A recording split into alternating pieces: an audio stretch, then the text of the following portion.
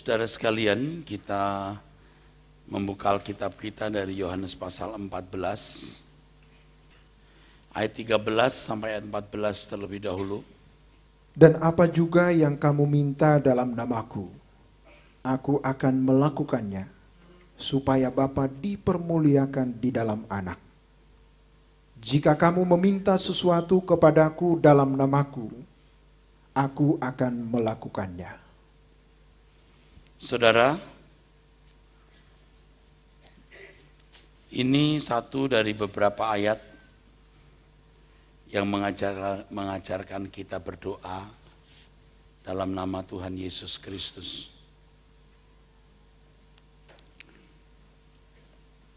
Ketika seseorang berdoa dalam nama Tuhan Yesus,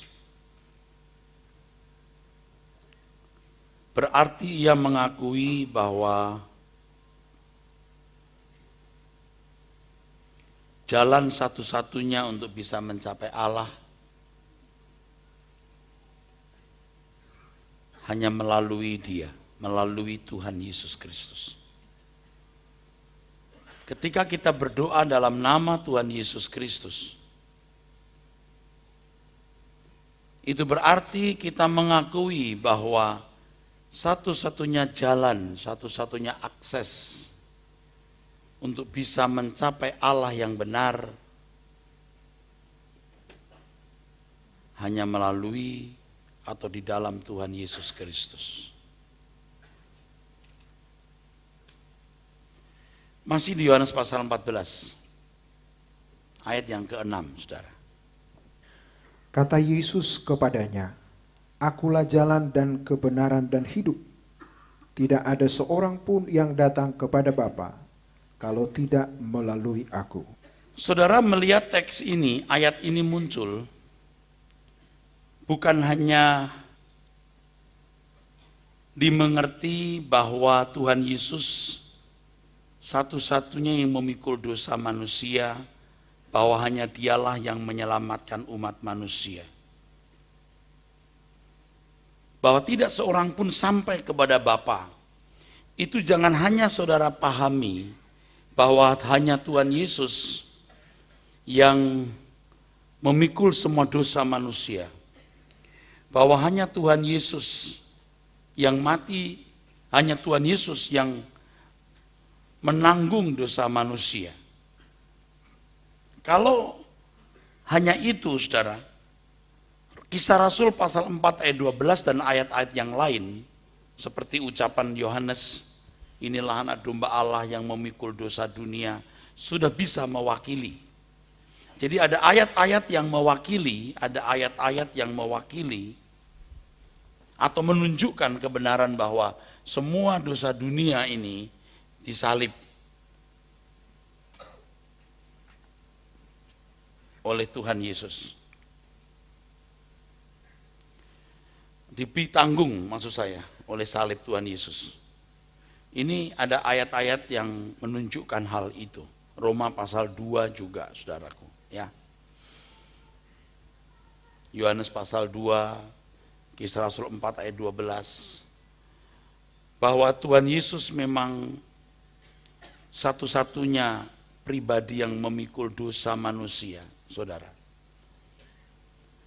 Yohanes pasal 14 ayat 6, Yohanes pasal 14 ayat yang ke-6, itu harus dipahami lebih dalam dari sekedar pengetahuan atau pengertian bahwa Tuhan Yesus yang memikul semua dosa dunia, saudara. Yohanes pasal 14 ayat 6 harus dipahami dengan benar. Ini ayat adalah ayat yang sangat eksklusif. Ini ayat hanya untuk orang percaya. Bahwa keselamatan hanya ada dalam Tuhan Yesus Kristus. Artinya, seseorang dikembalikan ke dalam rancangan Allah hanya melalui Tuhan Yesus Kristus. Di sini saya tidak harus menjelaskan dua jenis keselamatan. Ya, dua jenis keselamatan. Saya pinjam kata keselamatan, saudaraku ya. Dua jenis keselamatan.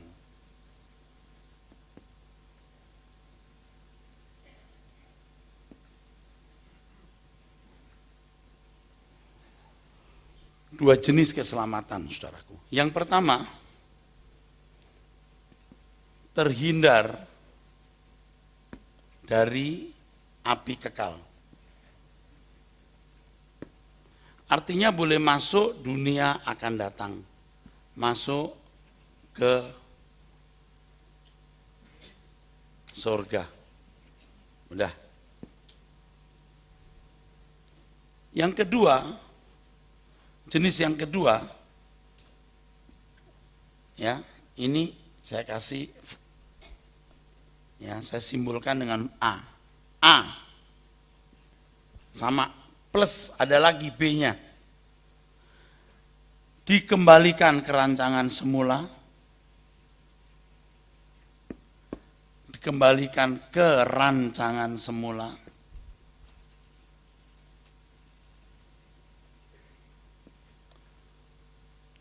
Menjadi anak Allah,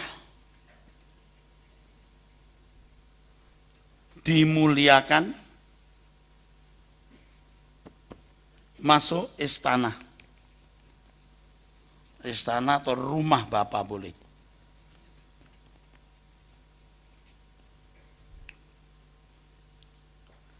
Ini berbeda. Ini berbeda, saudaraku. Ini orang-orang yang tidak pernah mendengar Injil atau mendengar Injil yang salah. Tuhan Yesus mati untuk mereka juga. Tuhan Yesus mati untuk mereka juga. Karena kematian Tuhan Yesus di kayu salib itulah maka penghakiman menurut perbuatan bisa dilakukan. Kalau Tuhan Yesus tidak mati di kayu salib, semua manusia meluncur, api kekal, tidak ada hambatan sama sekali.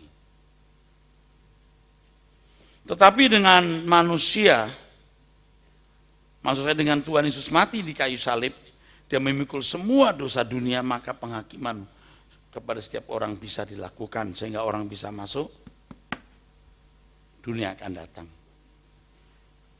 Tetapi orang percaya itu, saudara, bukan hanya masuk surga, ini A ini, tapi juga dikembalikan ke rancangan semula sejak hidup di dunia, menjadi anak Allah. Kalau di penjelasan saya yang saya tulis, menjadi orang-orang yang memiliki karunia sulung roh, dimuliakan, masuk istana atau sama dengan rumah Bapa. Itu beda, saudara. Itu bedanya. Jadi kalau ini cukup ada ayat Kisah Rasul 4:12, Yohanes pasal 2 dan beberapa ayat yang lain bahwa memang Tuhan Yesus mati di kayu salib menanggung semua dosa manusia, dari dosa Adam sampai dosa manusia terakhir. Katakan amin. Itu di sini. Tapi Yohanes pasal 14 ayat 6 itu ayat yang eksklusif. Kalau kita memperhatikan percakapan Tuhan Yesus dengan murid-muridnya di Yohanes pasal 14 tersebut, tadi sengaja saya mulai dengan ayat 13-14 supaya Anda tahu bahwa ini konteksnya masih dalam doa dalam nama Tuhan Yesus. Anda jangan pikir saya sedang menyimpang kemana-mana atau memaksakan satu ide, saudaraku. Ya, oke. Ayat yang pertama, Janganlah gelisah hatimu, percayalah kepada Allah, percayalah juga kepadaku. Di rumah Bapakku banyak tempat tinggal. Jika tidak demikian, tentu aku mengatakannya kepadamu. Sebab aku pergi ke situ untuk menyediakan tempat bagimu. Dan apabila aku telah pergi ke situ dan telah menyediakan tempat bagimu, aku akan datang kembali dan membawa kamu ke tempatku, supaya di tempat di mana aku berada, kamu pun berada. saudara, ini masalah menjadi runyam. Maaf dalam tanda kutip runyam, tapi runyam yang baik. Ketika saudara percaya kepada Tuhan Yesus. Lalu ayat yang keempat, dan kemana aku pergi kamu tahu jalan ke situ. Kata Thomas, Tuhan kami tidak tahu kemana engkau pergi, jadi bagaimana kami tahu jalan ke situ. Akulah jalan kebenaran dan hidup. Tidak seorang pun yang datang kepada Bapa kalau tidak melalui aku. Sekiranya kamu mengenal aku, pasti kamu juga mengenal Bapakku. Sekarang ini kamu mengenal dia dan kamu telah melihat dia. Kata Filipus kepadanya, Tuhan, tunjukkanlah Bapa itu kepada kami. Itu sudah cukup bagi kami. Kata Tuhan Yesus dan seterusnya. Ini percakapan bicara soal rumah Bapa, saudara. Ini soal Bapa. Ini istimewa ini. Soal Bapak. Filipus, telah sekian lama aku bersama-sama kamu. Namun engkau tidak mengenal aku. Barang siapa telah melihat aku, ia telah melihat Bapa. Bagaimana engkau berkata, tunjukkanlah Bapa itu kepada kami. Tidak percayakah engkau bahwa aku di dalam Bapa dan Bapa di dalam aku? Apa yang aku katakan kepadamu tidak aku katakan dari diriku sendiri, tapi Bapa yang diam di dalam aku. Dialah yang melakukan pekerjaannya. Percayalah kepadaku bahwa aku di dalam Bapa dan Bapa di dalam aku. Atau setidak-tidaknya percayalah karena pekerjaan-pekerjaan itu sendiri. Aku berkata kepadamu, sesungguhnya barang siapa percaya kepadaku, ia akan melakukan juga pekerjaan-pekerjaan yang aku lakukan, bahkan pekerjaan-pekerjaan yang lebih besar daripada itu. Sebab aku pergi kepada Bapa. Dan apa yang kamu minta dalam namaku, nah terus di sini. Amin, saudara. Ini eksklusif. Ini harta yang tidak ternilai.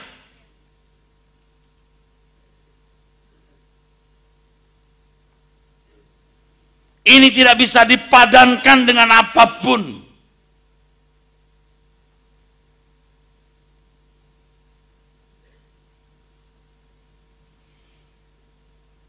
Ini satu dekade yang luar biasa, satu masa yang luar biasa, di mana manusia diperkenan untuk memiliki hubungan yang eksklusif dengan Tuhan, dengan Allah semesta alam, yang selama itu menjadi misteri besar.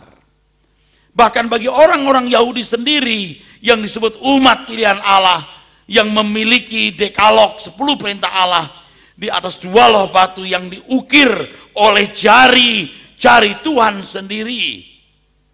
Bahkan kepada bangsa Israel yang disebut umat Allah, yang telah menyaksikan dengan mata kepala sendiri keajaiban-keajaiban yang Allah semesta lakukan, mereka tidak bisa menemui Allah. Hanya imam besar, itu pun setahun sekali. Tetapi sekarang untuk semua orang yang percaya, mereka boleh bersentuhan dengan Allah semesta alam itu.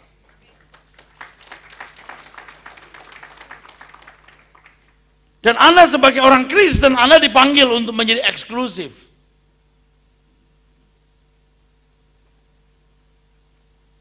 Kalau saudara menjadi orang Kristen hanya sekedar jadi orang baik, di dunia diberkati dan mati terhindar dari api neraka, Anda salah mengerti, Anda salah memahami sebagai orang Kristen. Oleh sebab itu, saudaraku, ketahuilah bahwa memang jadi runyam ketika Anda menjadi orang Kristen. Begitu Anda mulai berdoa di dalam nama Tuhan Yesus Kristus, maka Anda dibawa kepada persoalan bagaimana memiliki hubungan yang eksklusif dengan Bapa di surga. Karena Anda tidak bisa tidak harus mengerjakan pekerjaan-pekerjaan yang dikerjakan oleh Tuhan Yesus.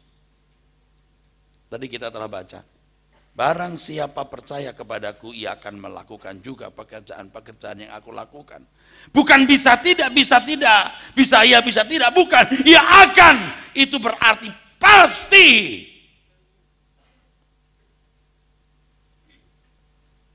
Jadi memang gereja bukan tempat untuk hanya main-main, saudaraku. Gereja bukan tempat untuk main-main. Gereja untuk orang serius mencari Dia, dan kita tidak bisa memaksa orang untuk masuk wilayah yang memang sukar ini, saudara. Ya. Tapi saya ingatkan bahwa hidup kita itu singkat, saudara, sangat singkat.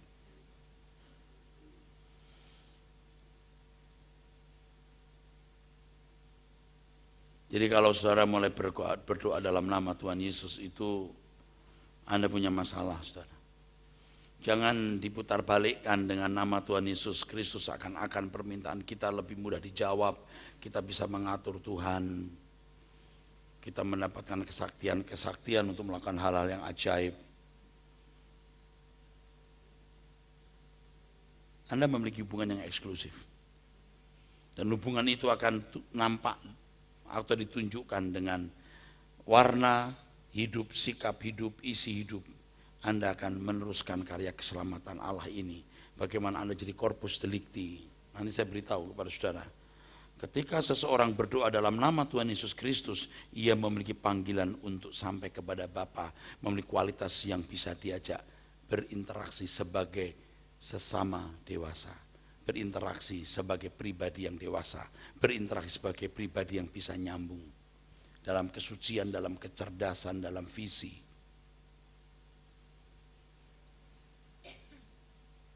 Ya, kita nggak bisa mengharap banyak orang, saudaraku. Saudara harus optimis bisa mencapai itu, saudara. Ya, yang merusak itu kadang-kadang justru gereja yang menjuluki orang-orang tertentu sebagai orang suci, gitu. Ada orang suci, gitu. Hanya 1-2 orang suci, yang lain orang berdosa. Nggak ada Alkitab begitu, nggak ada Alkitab begitu, nggak ada. Semua orang-orang kudus. Kamu imamat yang rajani bangsa yang kudus. Semua imam-imam bisa mencapai Tuhan. Bukan orang-orang tertentu saja, saudaraku. Kita harus menjadi orang suci yang per menit kita melakukan kehendak Allah. Tadi pagi waktu saya ada di ruang kerja, saya sempat berkata begini, Tuhan betapa hebatnya setiap menit. Dari menit ke menit ketika aku melakukan kehendak-Mu, ketika aku berjalan di dalam kebenaran, aku tidak keluar dari kebenaran, betapa indahnya hidup ini. Udah cukup puas di situ, saudara. Tidak ada yang lain.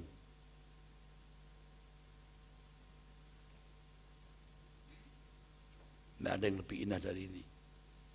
Jadi pendeta nggak hebat, gereja besar nggak hebat, jumlah jemaat banyak nggak hebat, jadi orang kaya nggak hebat. Orang terhormat nggak hebat, berpangkat tinggi nggak hebat, berkekuasaan, jabatan tinggi nggak hebat. Yang luar biasa kalau orang hidup di dalam kehendak Allah dan melakukan kehendak Tuhan.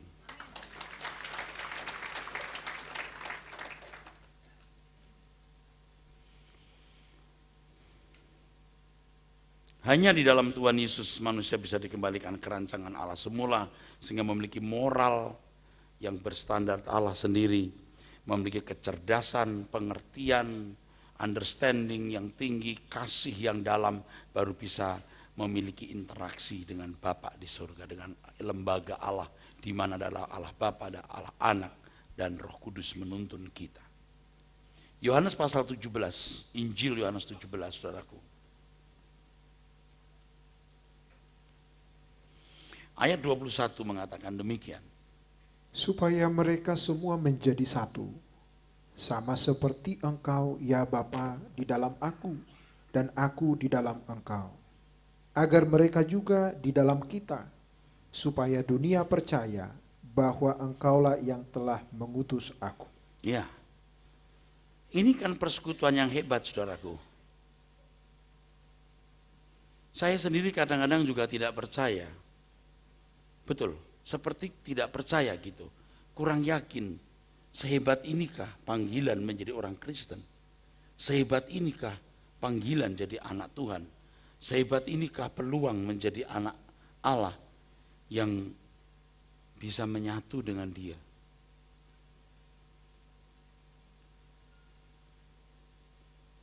Jadi saya bisa mengerti kenapa sampai Paulus bersedia tidak menikah. Orang-orang saleh rela kehilangan segala sesuatu karena boleh memiliki hubungan yang eksklusif dengan lembaga Allah yang menciptakan langit dan bumi, yang dari kekal sampai kekal, Maha Kudus, Maha Mulia, Maha Agung, saudaraku.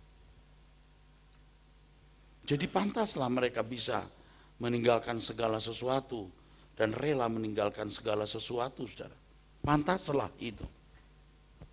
Nah, kalau bicara sampai tingkat atau level ini, kadang-kadang kita juga jadi pesimis. Siapa yang mau nerima Siapa yang berani membayar harganya, saudara? Tidak mudah loh, saudara, orang mempercayai ini. Tidak mudah loh, saudara. Tidak mudah. Apalagi kalau sampai gereja ketahuan cari duit atau pendetanya tidak benar. Wah, habis, saudara. Tidak sisa tuh, habis. Kita yang sudah sungguh-sungguh melayani tanpa pamrih saja, saudaraku, ya, jemaat yang datang yang begitu rajin belum tentu lo berani membayar harganya. Kalau sampai kita tutup mata lihat kekekalan, saudaraku, lalu kita melihat Maha Agung Allah Bapa di surga, yang mulia Tuhan kita Yesus Kristus, yang memberi kesempatan kepada kita seluas-luasnya untuk mengenal Dia, saudaraku, dan hidup dalam persekutuan dengan Dia. Lalu kita sia-siakan kesempatan ini, betapa celakanya, saudara. Seberapa hebat kita, saudara. Seberapa hebat kita. Seberapa banyak yang bisa kita miliki, kita raih dari dunia ini, saudara. Seberapa hebat, seberapa banyak sebenarnya yang dapat kita raih, saudara. Betapa bodohnya kalau kita menyia-nyiakan kesempatan itu. Bila rumah Bapa yang disebut-sebut di Yohanes pasal 14 ayat 1 sampai 3 berkenaan dengan lokasi, saya ulangi, berkenaan dengan lokasi, maka harus diketahui bahwa rumah Bapa tidak sama dengan surga. Surga, Oranos, langit. Tapi bukan langit di atas kita ini, saudara. Bukan sky di atas kita, tapi heaven.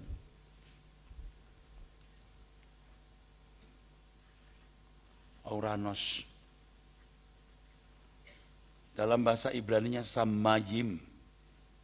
Sama itu tunggal, yim itu jamak. Ini sebenarnya maksudnya jagat raya tanpa batas.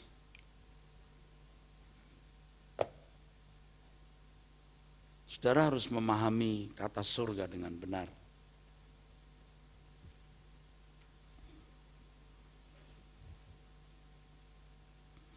Rumah Bapa pasti di surga, di luar bumi kita.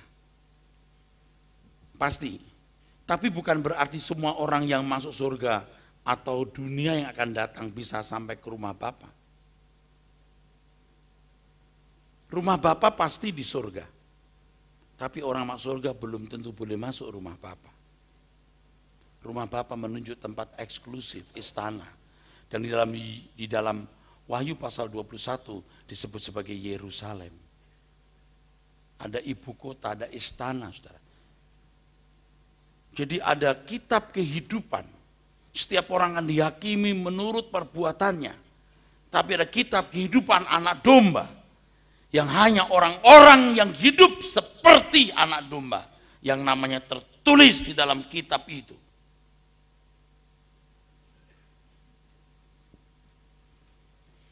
Dan sebagai orang percaya yang menggunakan nama Tuhan Yesus Kristus, kita dipanggil, saudaraku. Kita dipanggil, saudara. Untuk masuk rumah Bapa itu. Untuk masuk anggota kerajaan. Anggota keluarga kerajaan. Kita dipanggil untuk menjadi orang-orang yang dikatakan dalam Roma 8:23 sebagai karunia sulung roh.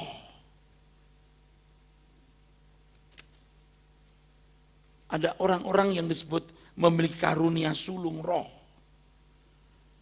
Orang-orang yang akan menjadi teladan-teladan di dalam kerajaan Allah Bapa di sorga. Jadi sementara orang-orang yang dihakimi menurut perbuatan ini masih banyak yang belum sempurna masuk ke dalam dunia akan datang. Tapi karunia sulung roh, orang-orang yang punya karakter seperti Tuhan Yesus yang akan jadi teladan-teladan, yang akan mendidik dan memerintah dan menjadi teladan mereka.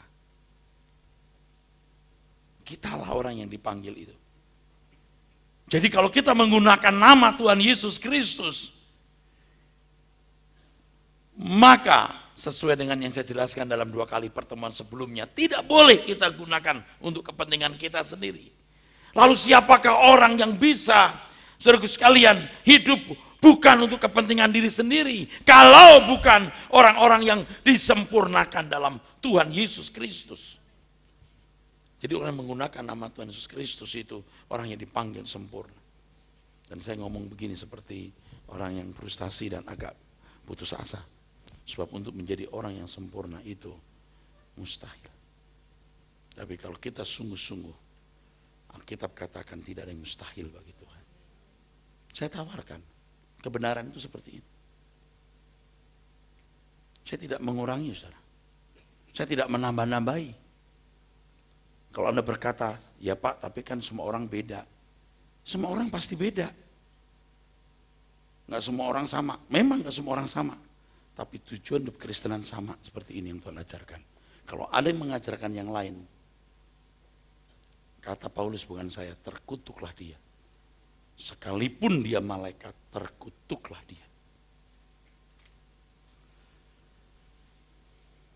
Anda bisa pakai baju bagus, Anda ganteng. Anda bisa pakai pakaian bagus, model bagus, Anda cantik dengan segala perhiasan. Tapi semua itu hanya 70 tahun.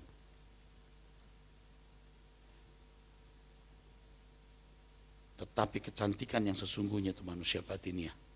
Kecerdasan roh, understanding, pengertian yang benar, kasih yang tulus, karakter ilahi yang membuat orang bisa berjalan dengan Tuhan. Untuk itu Anda harus sekolah kehidupan. Dan untuk tuntunannya, untuk petanya, Anda bisa mendengar suara kebenaran.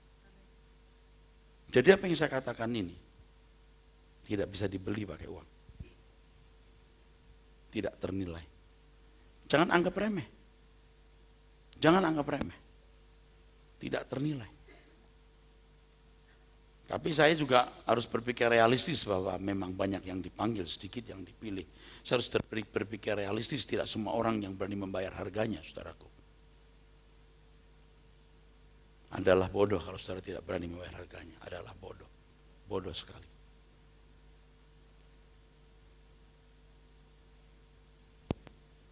Dunia sedang menuju kegelapan abadi, saudara. Kalau ada orang-orang muda yang hadir di sini yang mengerti kebenaran ini lalu memilih mengambil keputusan untuk menjadi kekasih-kekasih Tuhan, untuk mempersiapkan diri menjadi anggota keluarga Allah, betapa beruntungnya kalian. Betapa beruntungnya kalian. Karunia sulung roh. Ini orang-orang istimewa loh, saudaraku. Orang-orang istimewa. Orang-orang istimewa.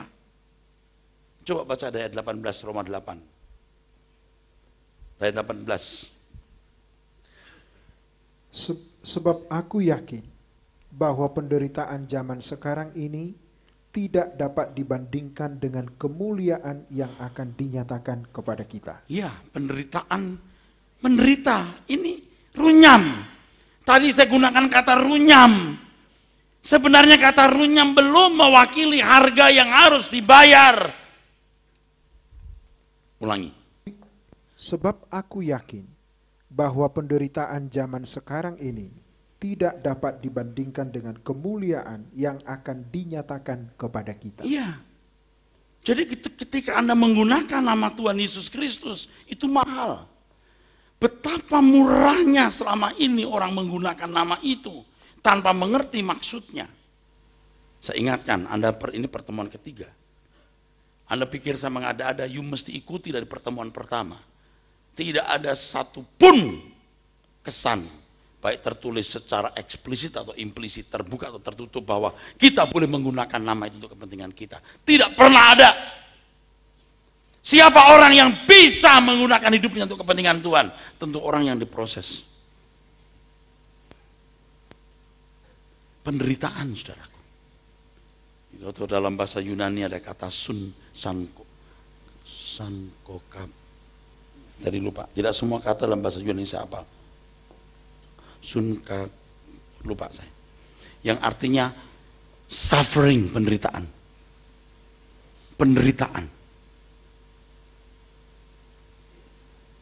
Penderitaan. Penderitaan, saudaraku. Sulit. Kalau untuk jadi hansip 2 minggu di kantor kelurahan, you bisa. Tadi jadi jenderal ke Magelang. You masuk Lemhamnas. You memenuhi beberapa kriteria, baru bisa jadi jenderal. Plus prestasi yang baik. Anda disetting jadi jenderal, bukan jadi hansip. Ya tapi Pak, kita jadi orang yang masuk surga, dan tukang sapu nggak apa-apa lah sama surga. Oke. Satu hal yang saya mau ajarkan kepada saudara, saya saksikan, ini mahal kesaksian ini. Mungkin subjektif, Anda boleh percaya, boleh tidak. Ketika saya gundah gulana ya, Tuhan kok susah ya menemukan orang yang sungguh-sungguh gitu. Rasanya ada satu nasihat berkata begini. Rasanya, ini subjektif ya. Anda boleh percaya, boleh tidak ya. Ini juga saya belum yakin betul. Tapi itu saya dengar di dalam telinga jiwa saya. Kayaknya begini kira-kira. Kamu tidak bisa paksakan semua orang. Kamu tidak bisa paksakan semua orang untuk menjadi istimewa atau menjadi jenderal. Paling tidak kamu nasihati umatku, orang Kristen maksudnya, supaya jangan masuk neraka. Berbuat baik saja. Jadi ada kelompok orang-orang, nasihatilah mereka jangan jahat, jujurlah, kasih sesama, jangan merugikan, supaya dalam penghakiman mereka juga bisa masuk dunia akan datang. Ya udah, nggak apa-apa. Nah kalau saya hari ini beringasan begini saudara, saya memang menunjukkan saudara yang bukan menjadi anggota masyarakat. Saya menunjukkan ini untuk saudara-saudara yang mau masuk paket eksklusif.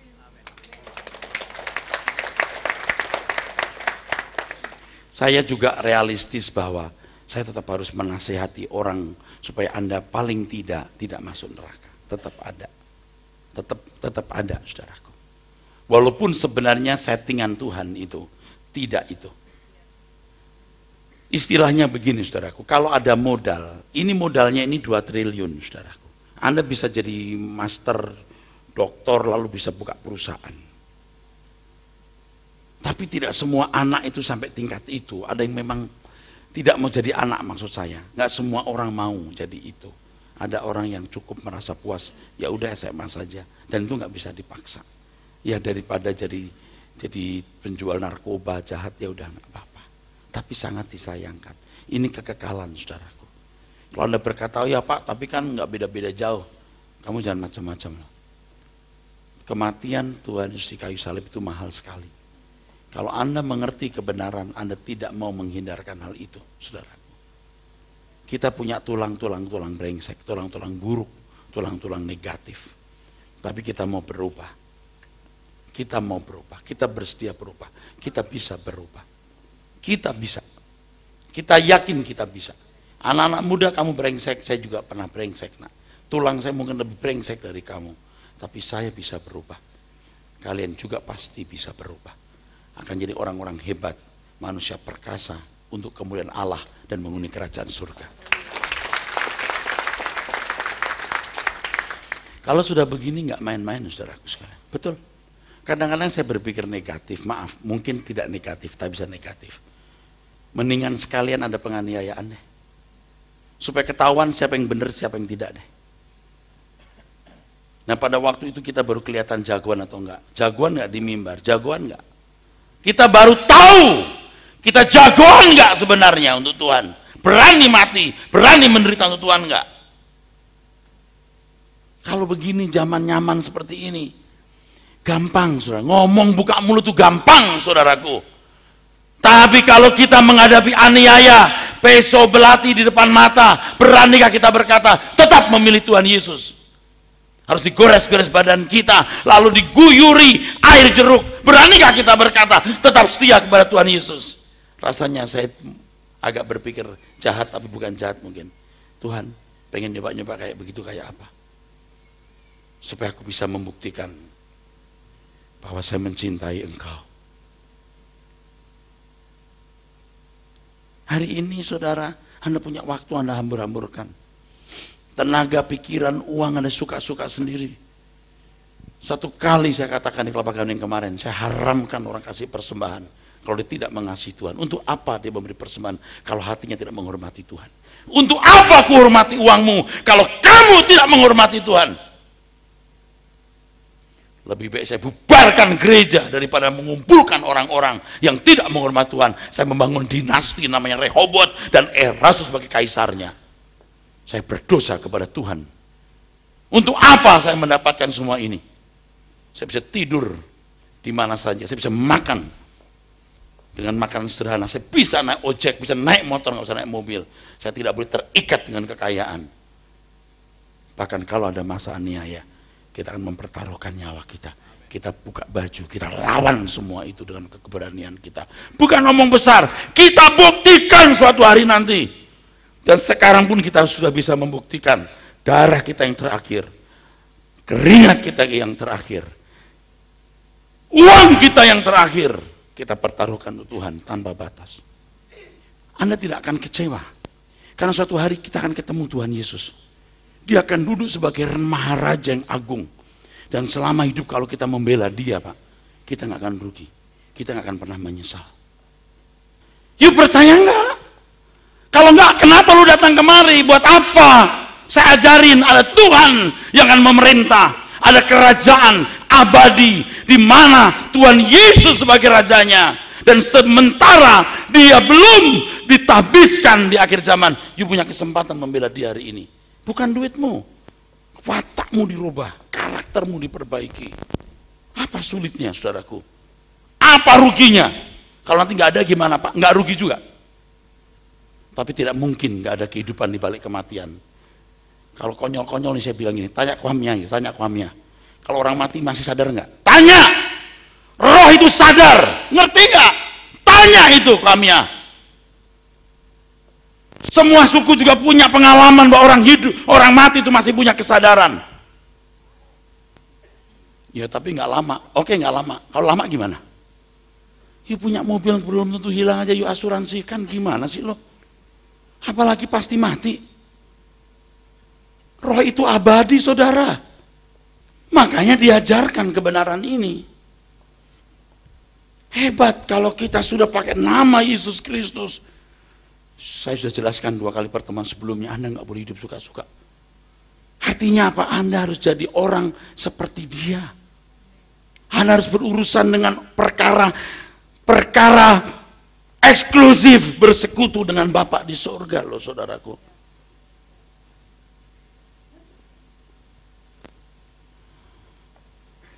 Saya ingatkan pengurus, kamu jangan hanya sibuk pelayanan di gereja, harus bertumbuh dalam kebenaran.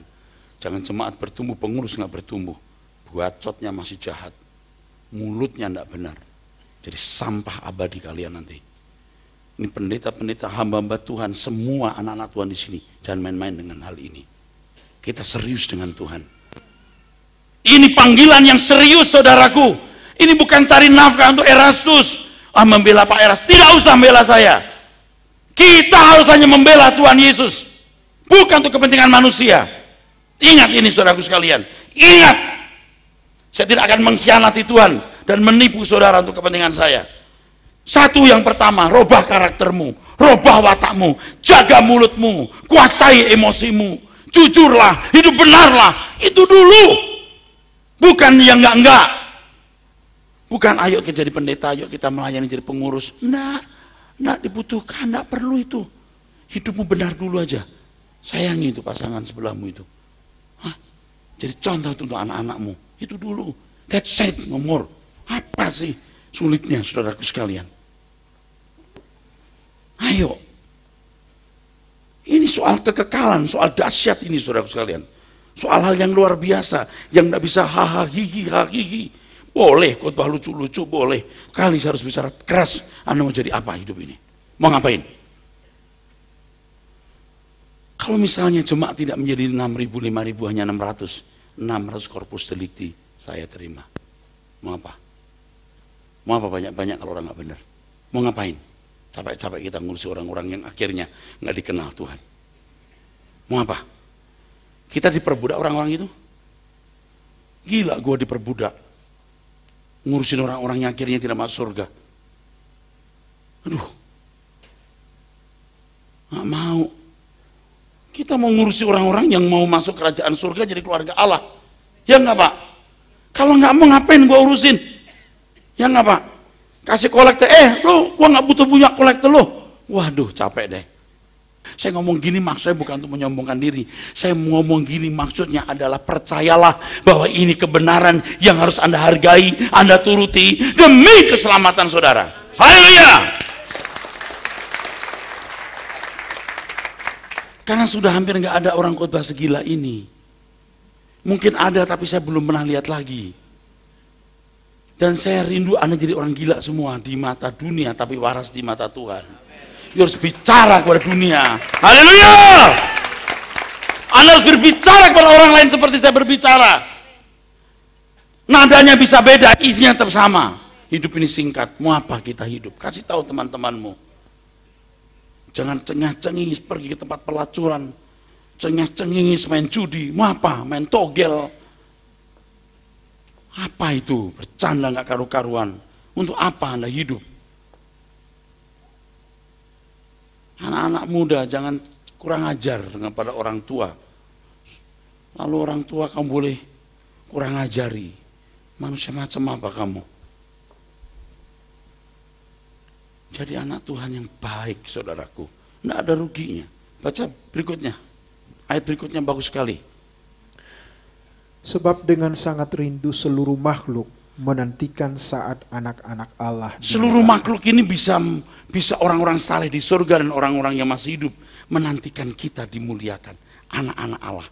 Makhluk ini bukan kucing, monyet, kodok, anjing, babi. Untuk apa mereka menantikan? Mereka nggak bisa menantikan, nggak pakai rasio, nggak pakai akal, nggak punya otak, nggak pakai perasaan, tidak punya kepribadian.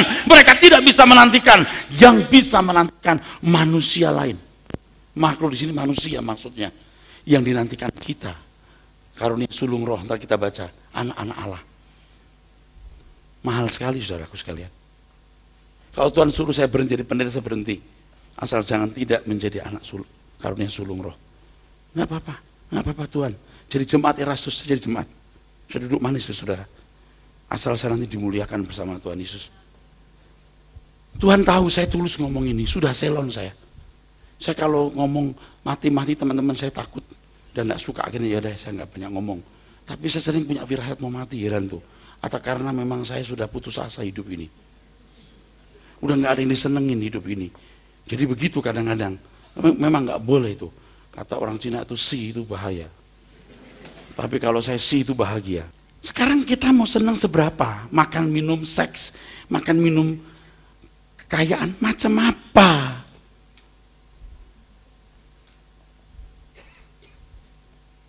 Seberapa kita mau senang, saudaraku sekalian?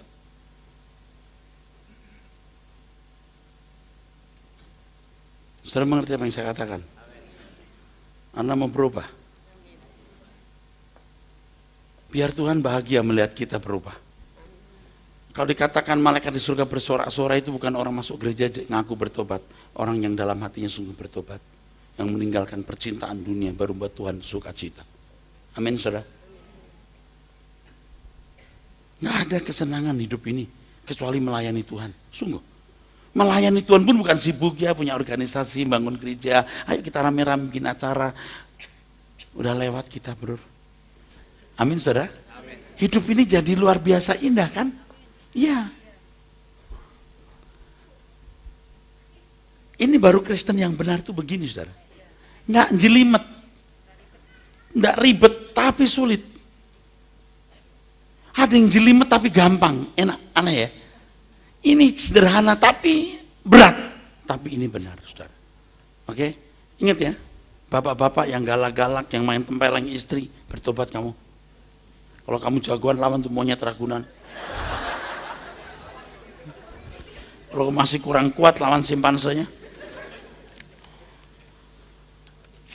Ayo berubah, jangan macam-macam. Itu mulut yang jahat kalau maki-maki istri, bentak-bentak, cepat sini.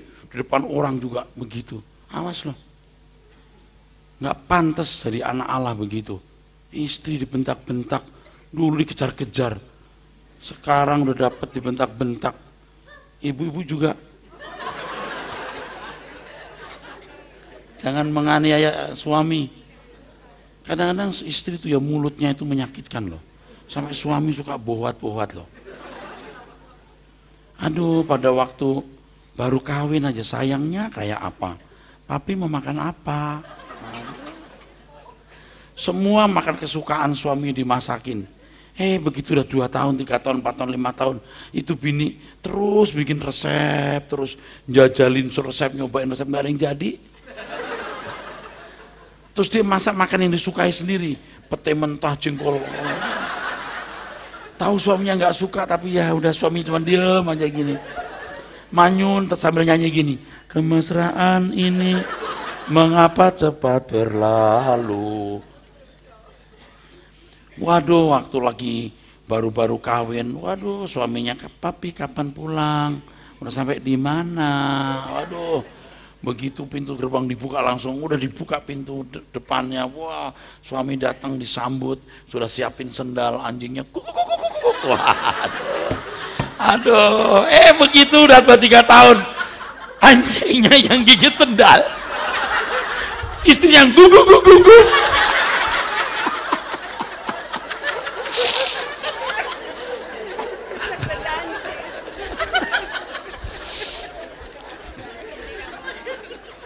Bukan di sini, bukan. Ibu jangan tersinggung. Kalau ibu tersinggung saya curiga loh. Betul nggak? Itu anak-anak yang sama orang tua itu ya suka ngelawan, jangan. Orang tua biarpun salah nggak boleh digalakin, lawanin, nggak boleh. Orang tua jaga mulut, jangan melukai hati anak. Ayo kita semua berubah, amin. Ayo semua kita berubah. Saya ngomong begini juga mesti dicontoh. Pak Eras gimana? Saya juga berubah, saudara. Tadi ngomong saja jalan pergi dengan Pak Beni atau dengan orang dekat saya, lalu Pak ini masalah ini Pak, aduh ada begini. Pak Ben, kita bersyukur dengan adanya hal ini kita jadi benar. Kita nggak usah banyak ngomong, kita buktikan kita benar. Waktu akan membuktikan kita benar. Udah nggak apa-apa. Masalah itu membuat kita jadi tidak bersalah, membuat kita jadi benar. Ada orang-orang baik yang disalahkan, ya udah biar diam aja, biar waktu membuktikan.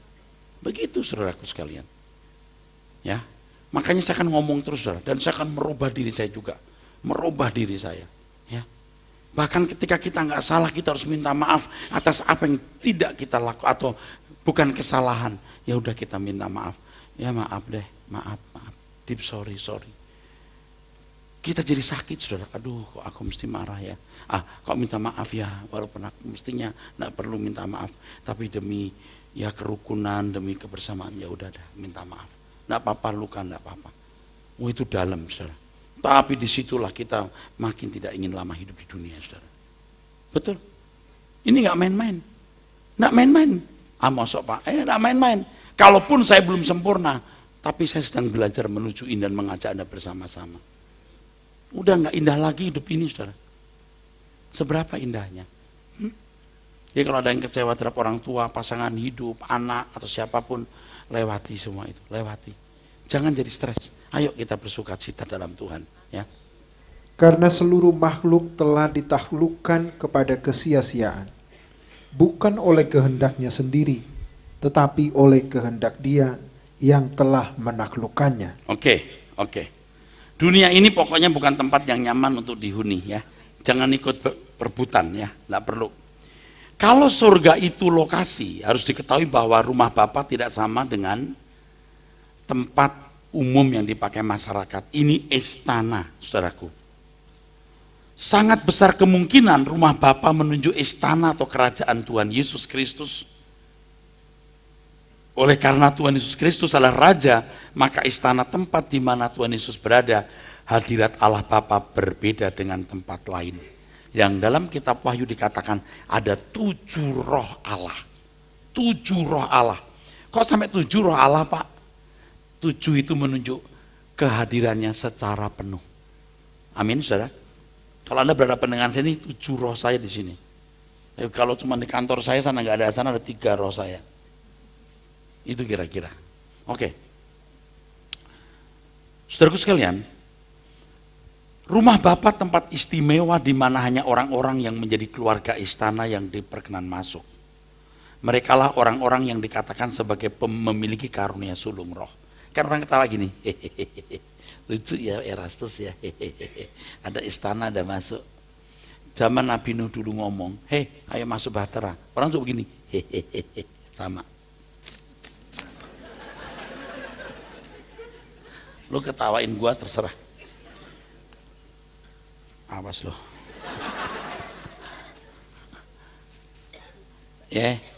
Kalau lu mati lo, awas lo. Baru nyesel lo. Seperti ketika bahtera itu mulai dibawa air, orang mulai ketok-ketok, Nuh, buka. Nggak bisa, Tuhan yang tutup. Makanya kalau ada orang yang begitu, dia pikir dia itu siapa sih? Maaf ya, bukan saya mau menghina orang. Lu tuh bukan apa-apa. Lu mau kaya, lu bukan siapa-siapa. Lu mau hebat, lu bukan siapa-siapa. Lu mau jagoan, kalau kita boleh berantem, lu gua tantang ajak berantem, gua ajak berantem lo. Tapi Tuhan nggak suruh kita berantem, jadi lu tampalin gua juga diem. Nggak ada yang jagoan-jagoan. Kalau kamu kaya, kita nggak ada yang punya kekayaan. You cantik, ada orang lebih cantik dari you. Jangan sombong deh. You ganteng, you kuat, seberapa you kuat. You nekat, you belum pernah tahu kan, kita juga bisa nekat. Cuman kita nggak disuruh nekat yang goblok begitu, nekatnya nekat yang lain, tahu? Makanya kalau anak-anak tawuran atau berantem di jalan, jangan. Saya sering berkata kepada supir saya, jangan kasih dia jalan. Oh kalau dulu, biarin, maju. Sekarang jangan kasih dia, udah ngalah, stop, jangan masuk. Tanya supir saya pasti udah banyak berubah. Udah kasih dia lewat, udah biarin. Orang salah, udah jalan melanggar melawan arus, udah kasih, biar lewat, begitu. Oke, saya teruskan. Kalau rumah Bapak merupakan metafora itu apa ya? Gambaran atau simbol. Erkomai. Hal ini menunjuk pada urusan dengan Bapak. Jadi orang yang berdoa dalam nama Tuhan Yesus harus masuk dalam persoalan atau perjuangan sampai kepada Bapa. Ingat, tidak seorang pun melihat Allah kalau tidak kudus. Ini sebuah urusan yang tidak pernah dimiliki, tidak pernah dialami oleh umat perjanjian lama. Jadi ketika seseorang berdoa dalam nama Tuhan Yesus Kristus, ia memiliki panggilan untuk sampai kepada Bapa, artinya mengerjakan keselamatan sampai punya kualitas hidup untuk bisa tune dengan Tuhan. Amin. Cukup.